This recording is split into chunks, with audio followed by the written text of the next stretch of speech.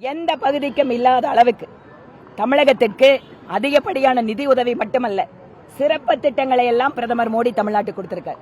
அது டிஃபென்ஸ் காரிடாரா இருக்கட்டும், ஸ்மார்ட் சிட்டியா இருக்கட்டும், அல்லது டெக்ஸ்டைலுடைய மிகப்பெரிய பார்க்குகளா இருக்கட்டும், மித்ரா பார்க் தமிழ்நாட்டுக்கு கொடுத்திருக்காரு. முதல் பார்க்கு தமிழ்நாட்டுக்கு வந்திருக்கு. மோடி அவர்கள் மீதான அபிமானம் பெருகிக் கொண்டிருக்கிறது.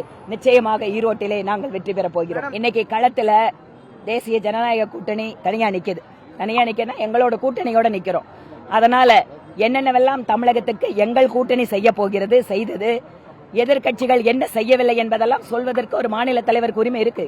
அதனால அவர் சொல்றாரு, மக்களோட பிரச்சனைகளை பாரதிய ஜனதா கட்சியும் மாநில தலைவர் அண்ணாமலை அவர்களும் கடந்த 3 வருடங்களாக எவ்வாறு எடுத்திருக்கிறார்கள் என்கின்ற விஷயங்களே அதுக்கு சாட்சியார். மக்களோட பிரச்சனையோடு பாஜக நிற்கிறது, அண்ணாமலை அவர்கள் முன்னிற்கிறார். தமிழக மக்கள் எல்லாருக்கும் தெரிஞ்ச விஷயம் அது.